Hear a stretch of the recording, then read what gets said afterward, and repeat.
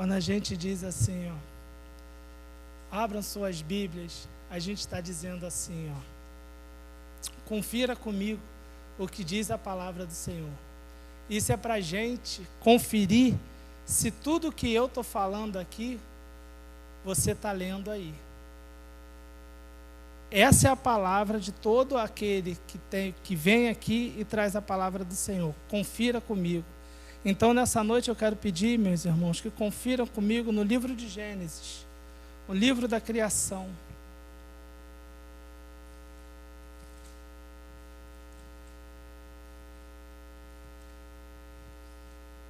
Gênesis 1.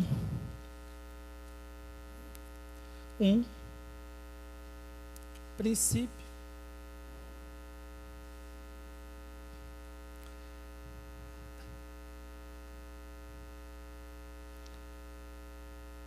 Nós vamos conhecer aqui um pouco, tentar, trazer um pouco de luz. Tudo o que o diácono Itamar falou aqui na frente, só que de uma visão um pouco mais profunda, retirada totalmente da palavra de Deus, que está na lição que nós estudamos esse final de semana. Versículo 1. No princípio, criou Deus o céu e a terra. E a terra era sem forma e vazia, e havia trevas sobre a face do abismo. E o Espírito de Deus pairava sobre a face das águas. E disse Deus: haja luz, e houve luz. E Deus viu que a luz era boa. Agora eu quero pedir, meus irmãos, que abra em João, capítulo 1. Evangelho de João, capítulo 1.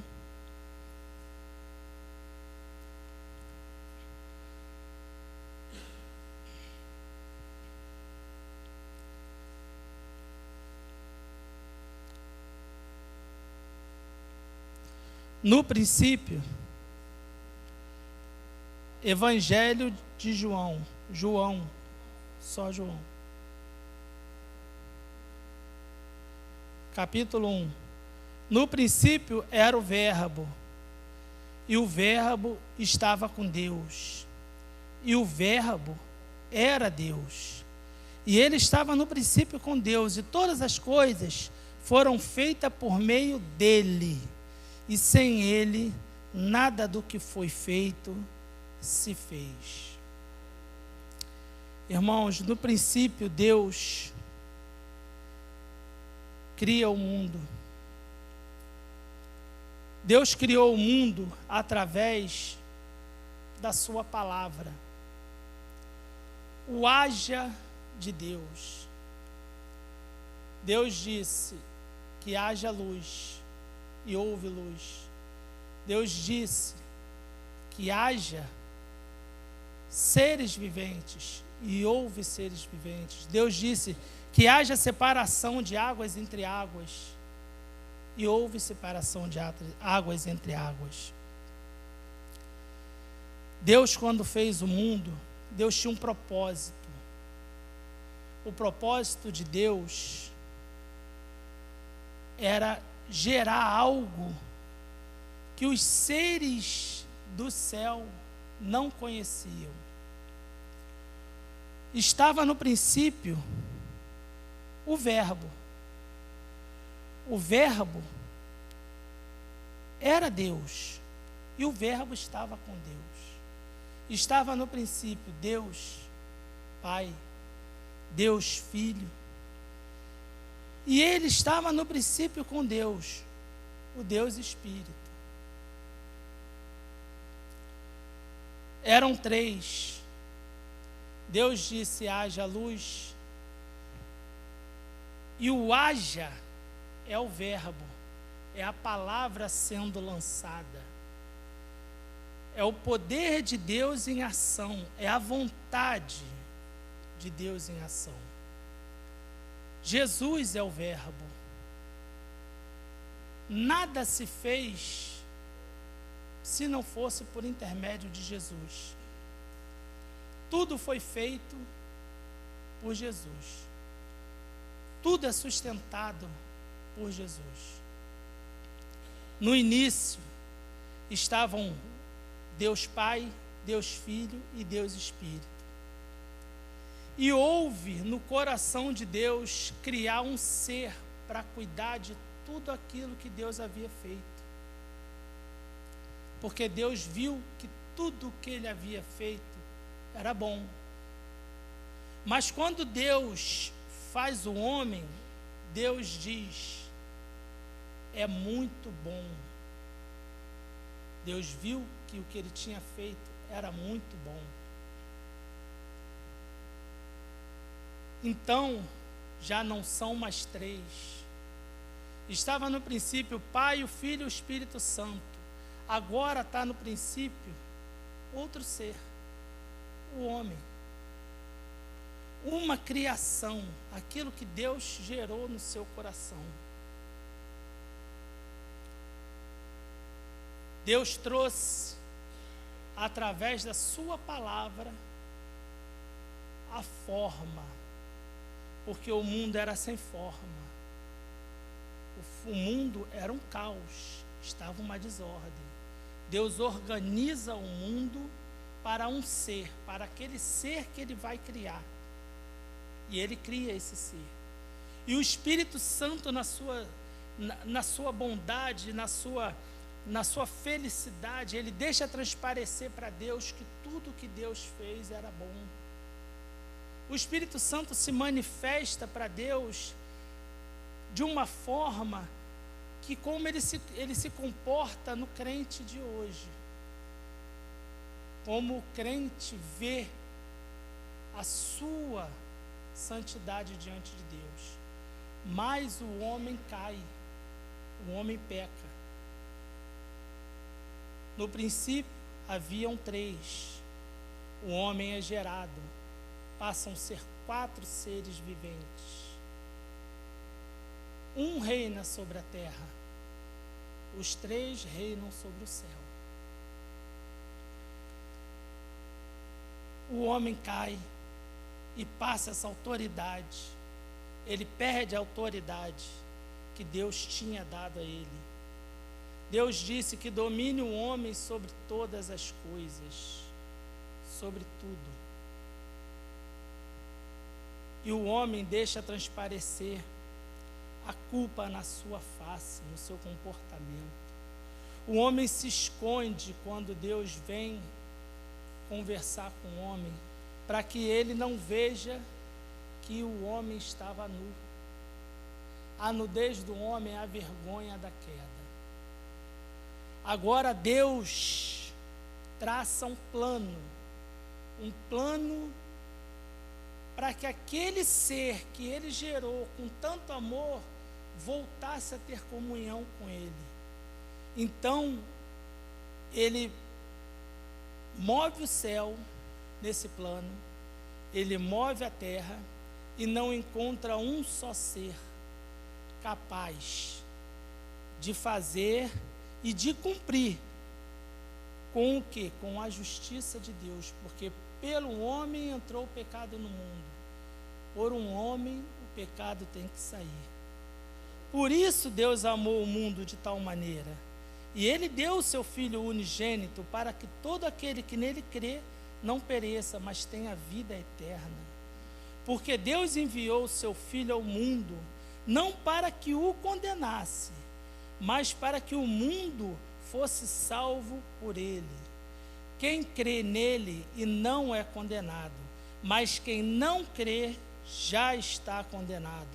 Portanto, quem não crê no nome do Filho unigênito de Deus, e a condenação é esta, que a luz veio ao mundo, e os homens amaram mais as trevas do que a luz, porque as suas obras eram más. Porque todo aquele que faz o mal aborrece a luz, e não vem para a luz, para que as suas obras não sejam reprovadas. Mas quem pratica a verdade vem para a luz, a fim de que suas obras sejam manifestas, porque são feitas por Deus. Porque não há um só Deus, porque há um só Deus e um só mediador entre Deus e os homens, Jesus Cristo, homem.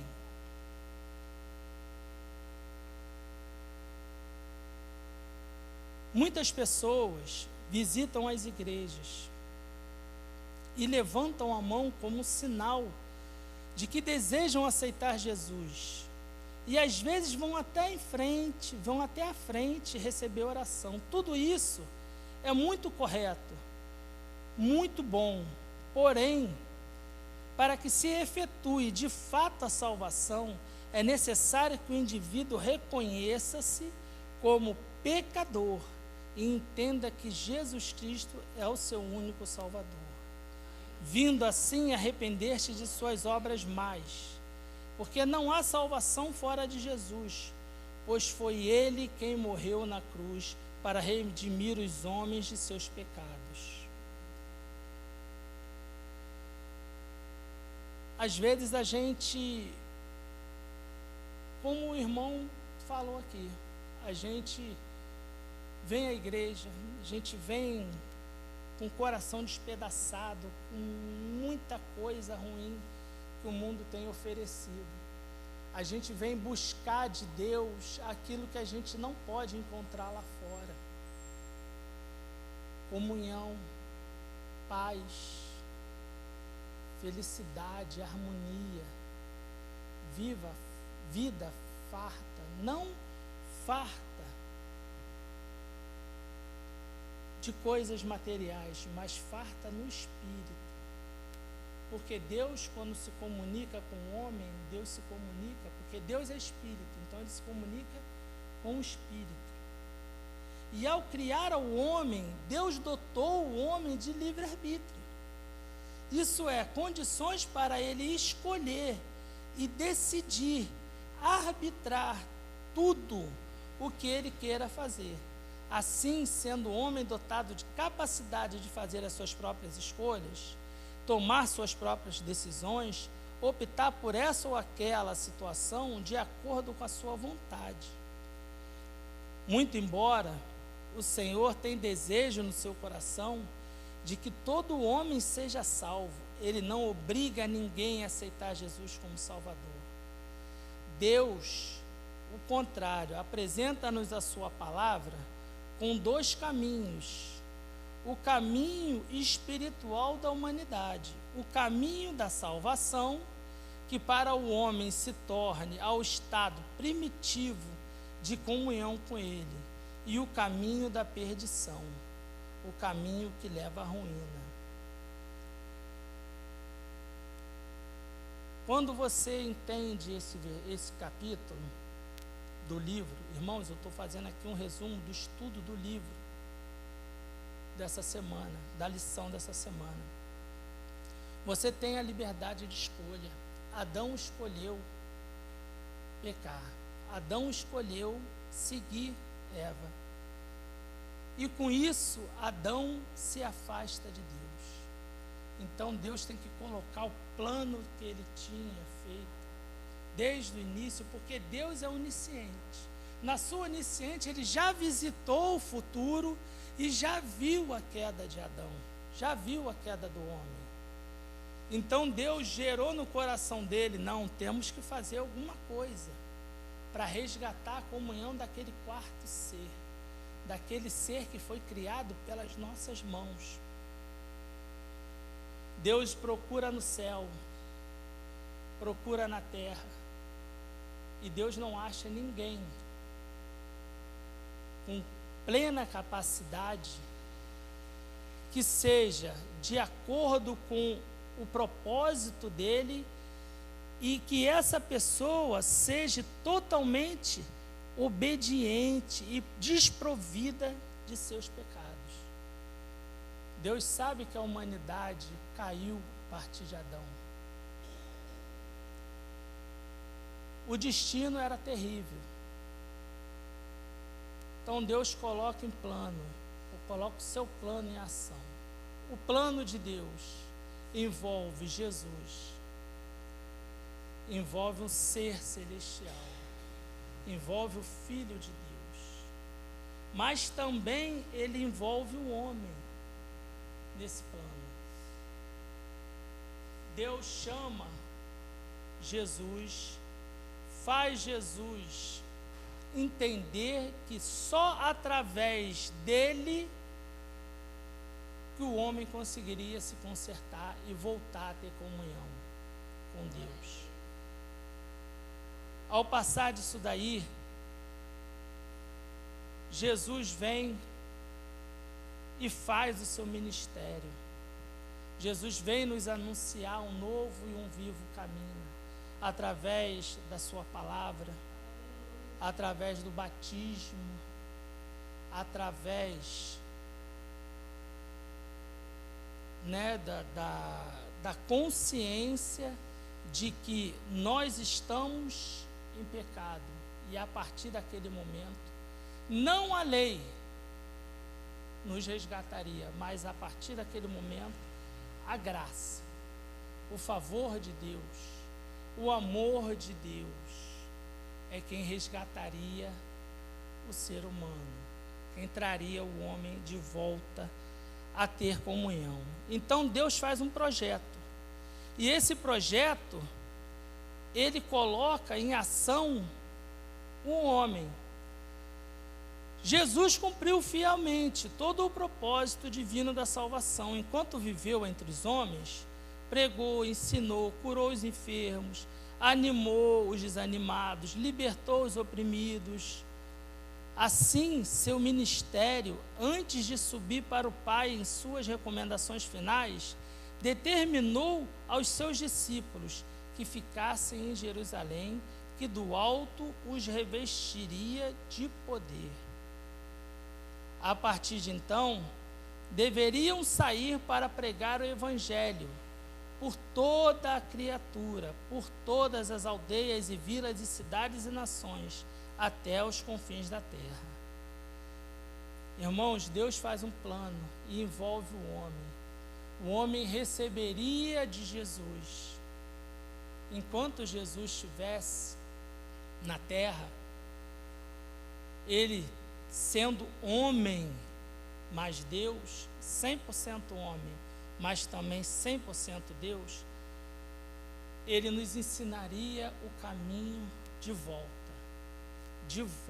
à comunhão com Deus.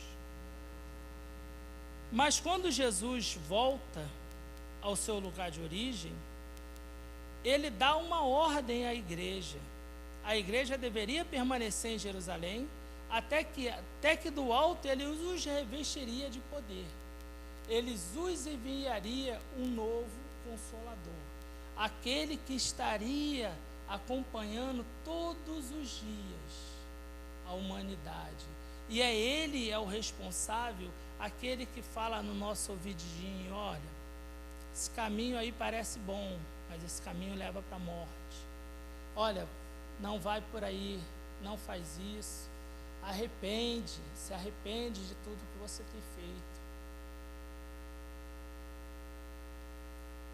O homem caiu, mas o levantar é de Deus. Então Deus faz um projeto e inclui o homem. Porém, os cristãos daquela época preferiram permanecer juntos em Jerusalém. Por isso lhe sobreveio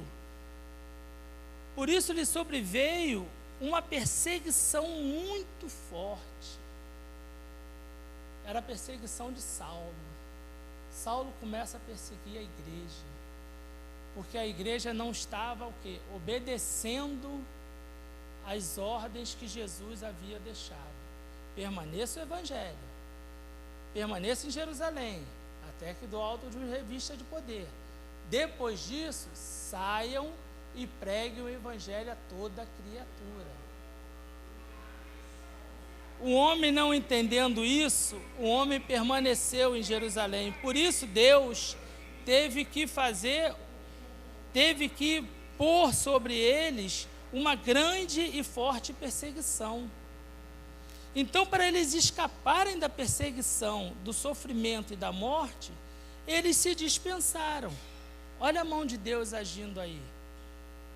Deus vendo que o homem não estava cumprindo o seu papel, ele não estava cumprindo a sua parte no plano de Deus, Deus resolve empurrar uma perseguição sobre a igreja. E a igreja, a partir daí, começa a fazer o quê? A pregar o evangelho. E assim a igreja foi multiplicando, a igreja foi crescendo, a igreja foi desenvolvendo. A igreja, mesmo na perseguição, a igreja se multiplicava no repartir do pão, na comunhão dos santos, na palavra. Deus manifestava o seu poder no meio da igreja. A igreja permanece em Jerusalém, porque a igreja foi covarde. Adão errou, Adão não assumiu a sua culpa. Ele disse: Senhor, a culpa é da mulher que tu me deste. Ele pôs a culpa na mulher. O homem, na sua natureza, ele consegue tirar aquilo que lhe pertence por direito, aquilo que Deus lhe deu na hora do aperto, coloca a culpa no outro. Às vezes a nossa vida não anda, a nossa vida, a gente não vê o milagre acontecer, é porque a gente está colocando a culpa em Deus, quando a gente deveria olhar para trás e ver o nosso comportamento, o nosso modo de vida, ver se nós estamos fazendo conforme a palavra do Senhor. Ah, mas irmão, os tempos são outros. Os tempos são outros, mas a palavra é a mesma. A palavra é imutável. O cristão, para ser chamado de cristão, ele tem que ter a palavra gravada no seu coração. O cristão é cristão porque ele segue os mandamentos de Cristo. E o maior mandamento de Cristo: pois vos te dou um único e o maior de todos os mandamentos. Amastes um ao outro como eu amei a todos vocês. O amor é o mandamento. Paulo ainda dizia: ainda que eu falasse a língua dos homens e dos anjos, o que me adianta se eu não tivesse amor? Amor é o princípio da criação.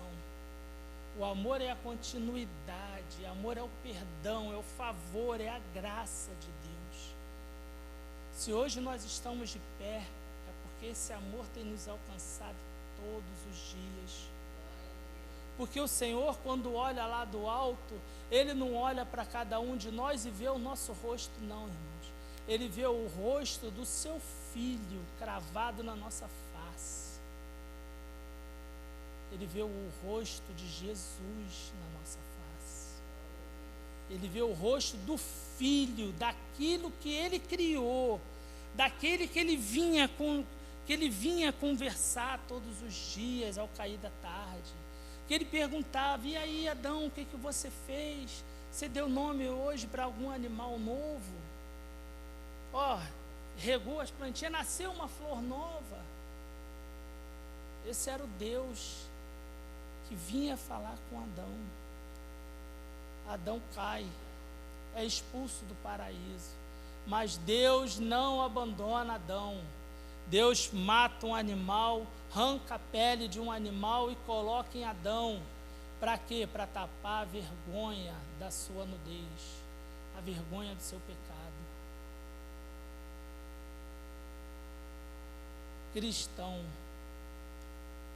Cristão é aquele que segue a Cristo. Quantos podem abrir a boca e dizer: eu sou cristão? Quantos podem dizer: Cristo habita em mim? Quantos podem dizer: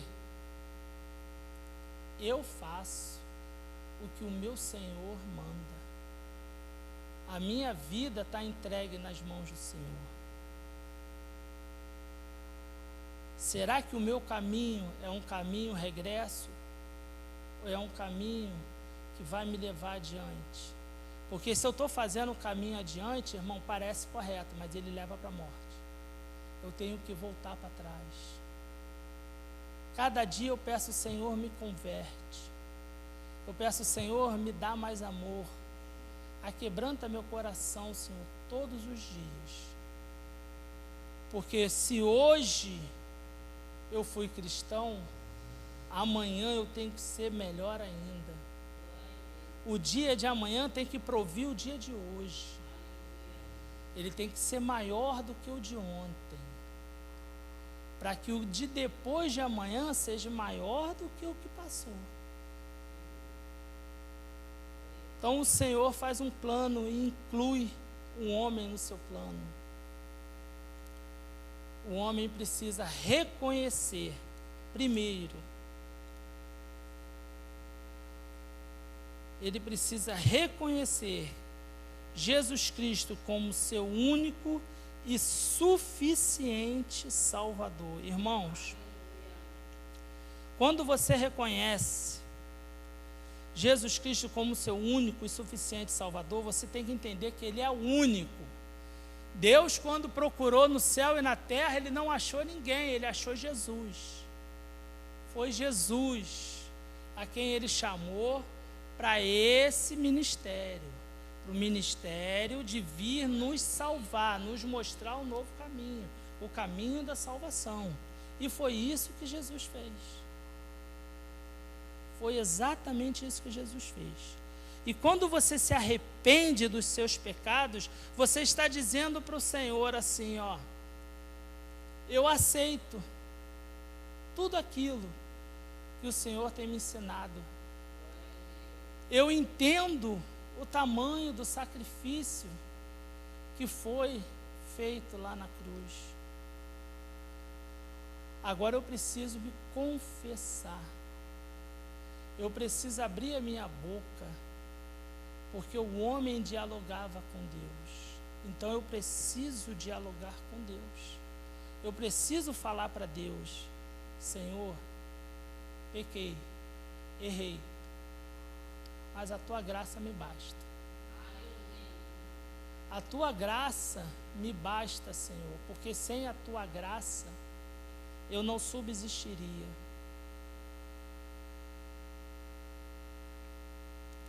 A tua graça, Senhor,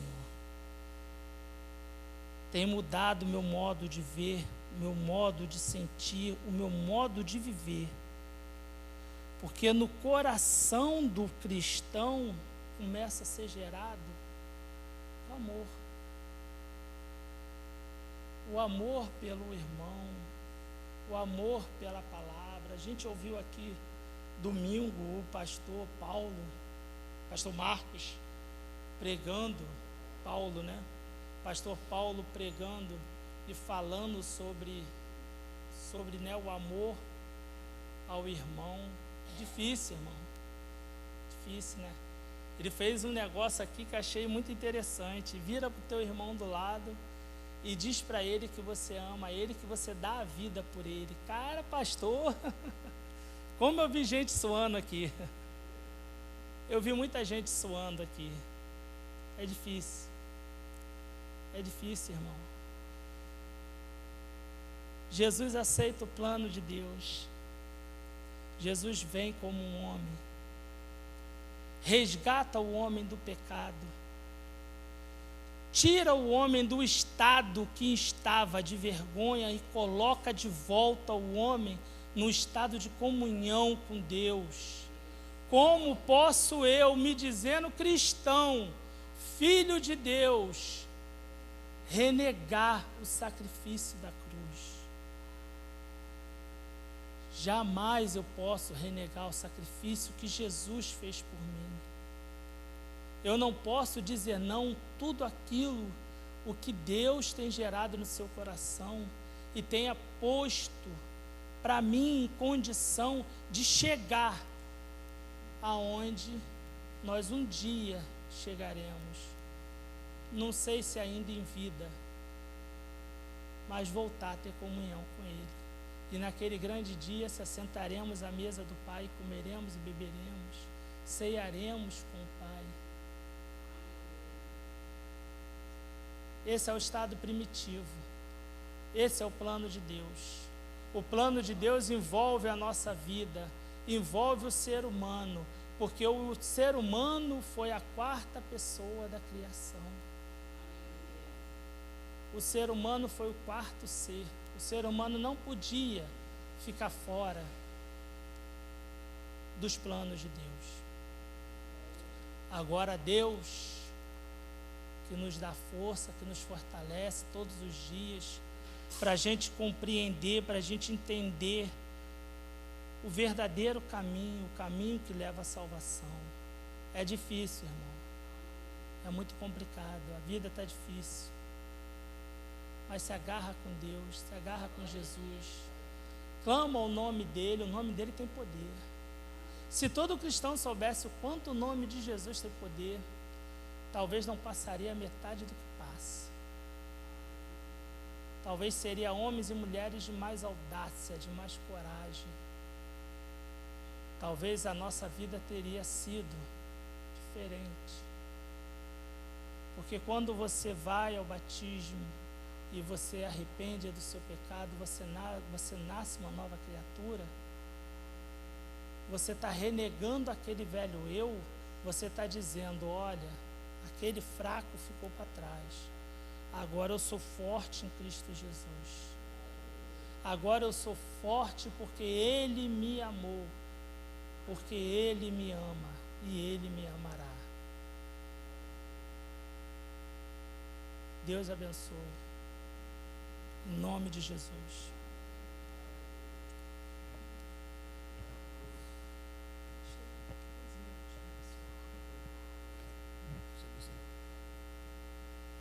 Amém, irmãos? Glória a Deus. Palavra que nos alimenta, né? Palavra que fortalece a nossa fé. Palavra que traz esclarecimento acerca daquilo que somos diante do Senhor. Aquilo que o Senhor conquistou lá na cruz por cada um de nós.